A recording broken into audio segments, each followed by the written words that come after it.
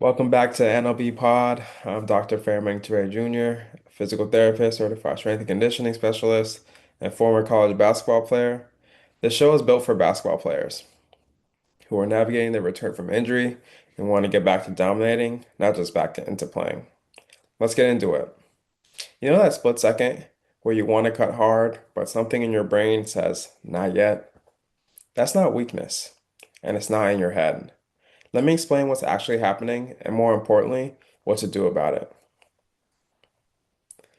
And before we get into the episode, this episode is brought to you by the Starter System. If you're a basketball player navigating your return from injury and you want a clear, structured plan built around where your body actually is right now, the Starter System is exactly that. Plus, you get a lot of bonuses. Link in the show notes. Now, let's get into it. Now, this is something that I see every week.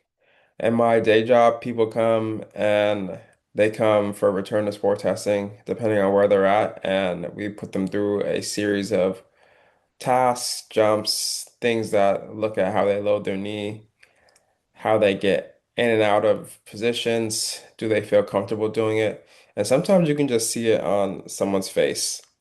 They've been they've hit the timeline of X amount of months, and they're told that around that time they start to return, they're thinking about return to sport testing, but you have them do a single leg jump or a single leg hop, and you see this, their eyes kind of get wider, and you can see some of the hesitancy. And I think it's more about they're just trying to figure out, can I actually do this? Because I haven't done this a lot, right?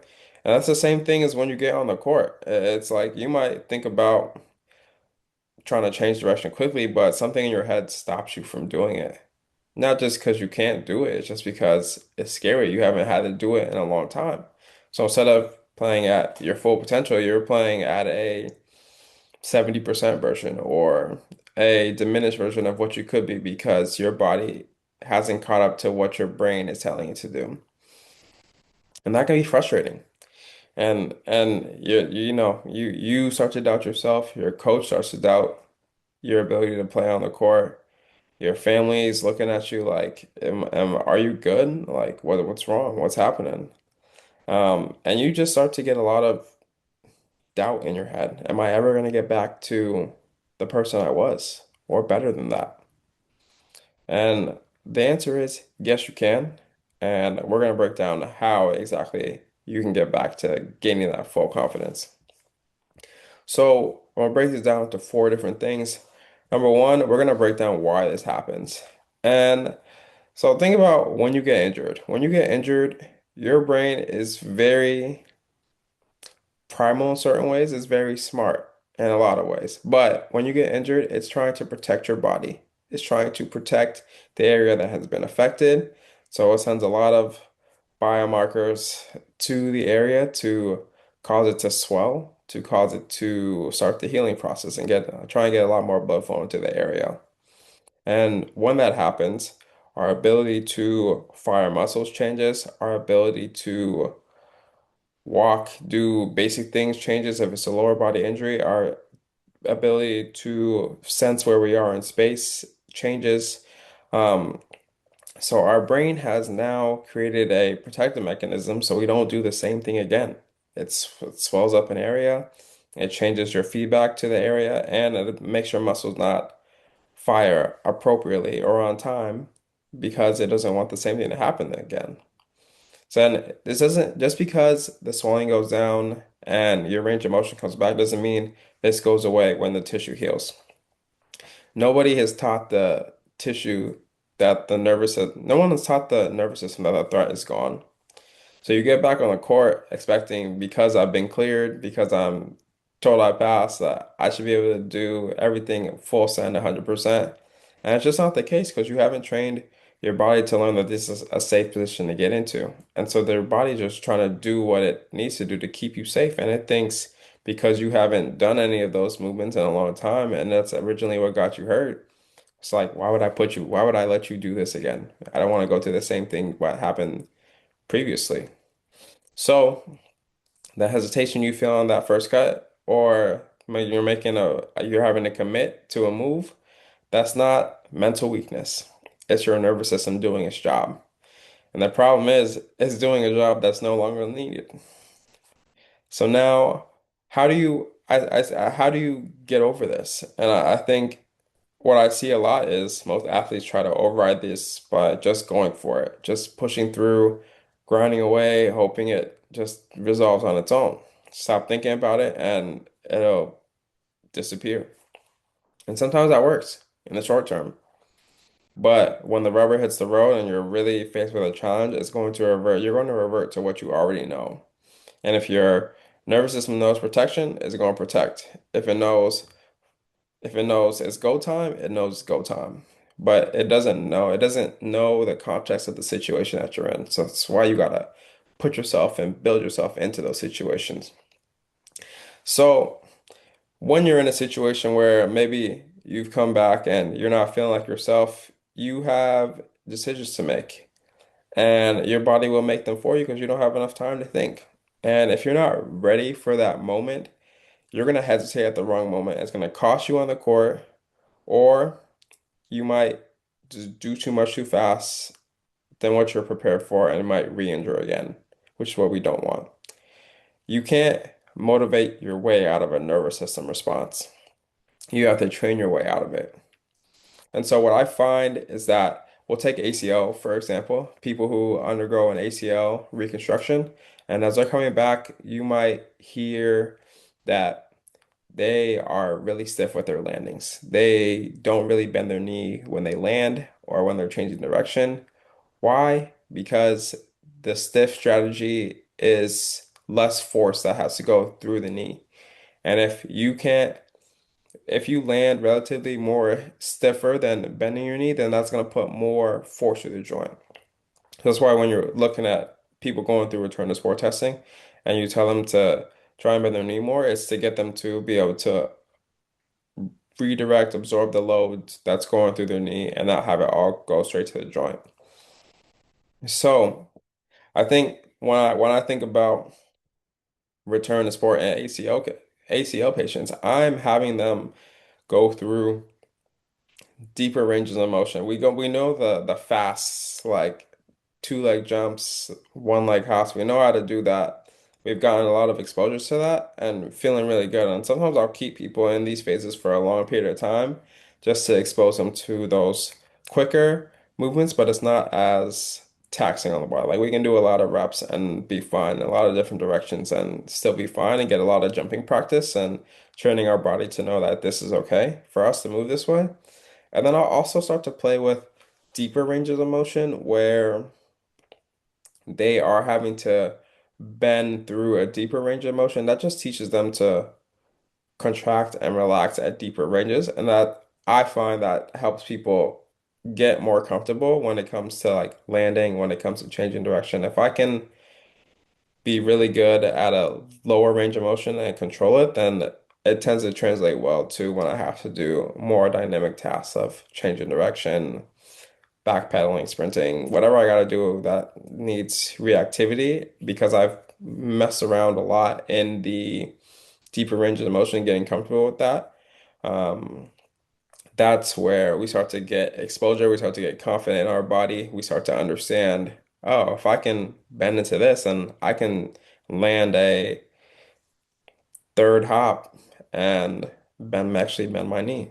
Or if I have to go into the cut, I can load my leg into this cut, get into good angles, and then I can get out of it and go the other way if I need to. And I take a lot of this from Matt McInnes Watson. If you guys are curious about plyometrics and how to progress it, Matt McInnes Watson, Derek Garza, probably the two best in the plyometric space.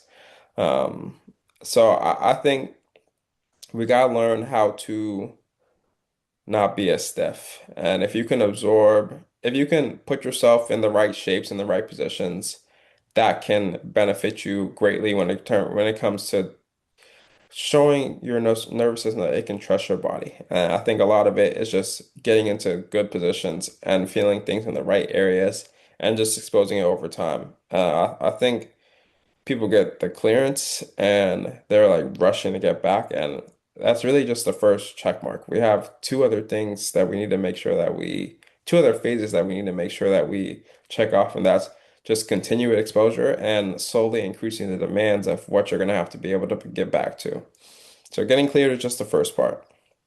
And I really like some of these deep tier movements. So I'll start people just getting used to deeper ranges of motion where maybe you're not really bouncing like that, but you're just getting into it. And then I'll have them just kind of oscillate, go up and down between a small range of motion, and over time slowly start to increase the depth that they're going down into. And not having them come all the way back up, but just staying in that middle or staying in that low to middle and just getting really comfortable there. And this is all usually on two legs. And then I'll start changing directions or direct ways that they're loading into their different hips. I might put a plate on one leg and have one leg higher than the other, so they have to sink more into that hip that's elevated. I might change direction, so I might, instead of bouncing up here, now we're going back and forth. You can get really creative with how you decide to load it, but it's just important to give a lot of exposures into these deeper ranges to make sure that we're ready for whatever comes our way. And I also think another benefit of the deeper tier or moving through deeper tier kind of stuff, deeper tier movements is the amount of just muscle activation, muscle burn that you're gonna feel just working through these deep ranges. It's not a plyometric just because you're spending a lot of time on the ground, but it's a good way to get warm quickly. It's a good way to activate and use the target muscles we're trying to use. Like you can't hide it when you're working through these deeper ranges. Like you have to use it. And if we need to set up certain constraints, if you got to hold on to something, if it's not, I know it's not going to be comfortable at the beginning, but we got to find an entry point. So if it means holding on to something, if it means holding on to myself or your therapist, your trainer, your coach, whoever it may be. We got to find ways to find an entry point, and we can always scale it from time. But I'm not going to put you into the most difficult thing first off. That goes against having our body trust. Our body's going to learn to trust if we continue to expose it over time, slowly over time. And so it's just about finding the entry point, and a lot of the times it's built with isometrics going lower, and then starting the oscillations, and then we'll start to leave the ground, then we'll start to change direction. We're just slowly making it harder and harder, going from two legs to changing direction to one leg, and then doing the same kind of 1 hour staggered stance, and then eventually to one leg when we get dangerous. And that's when you know you're cooking with grease and you're starting to make some noise. So that's how I like to think about it. That's what I like to go through. And number four, the last thing I think is probably one of the more important things to think about is the mental side is not is a training problem, not a character flaw. I want you to hear this clearly. If you're hesitating after injury, you're not weak. You're not soft. You're not broken. You have a nervous system that learned to protect you and was never retrained. That's it. That's a training problem. And training problems have solutions. And this is exactly what the return to sport phase should look like during your recovery. Not just can you walk, is your range of motion back, is the swelling down, but can you move at game speed and react to situations without a running calculation in the back of your head? That's the standard, and that's what the standard needs to be. But most rehab never gets you there. And so this is what I want you guys to take away this week. Pick the one movement on the court that makes you hesitate the most, whatever it may be. It may be a cut, it may be a double jump, it may be taking two dribbles from the top of the key and taking off on one leg and landing. Do it today at 50%. Whatever is the most scary, do it today at 50%, just to see how it feels. And then start thinking about what do I need to do to get it to feel comfortable at 60%. And it's going to be a blend of being on the court, but you also have to think about while I'm training, what are some of the positions that I'm getting into? What do I need to be able to do when I'm in those positions? What do I have to, what shapes am I in? So if you can, like, even better if you can film yourself and look at the positions you're getting into, and then let's figure out how do we get yourself into those similar positions. And a lot of the times you might find it's a some kind of split stance variation where there's one foot in front, one foot behind. And then figure out how to change the angles to replicate the demands of what you're asking yourself to do at that 50%.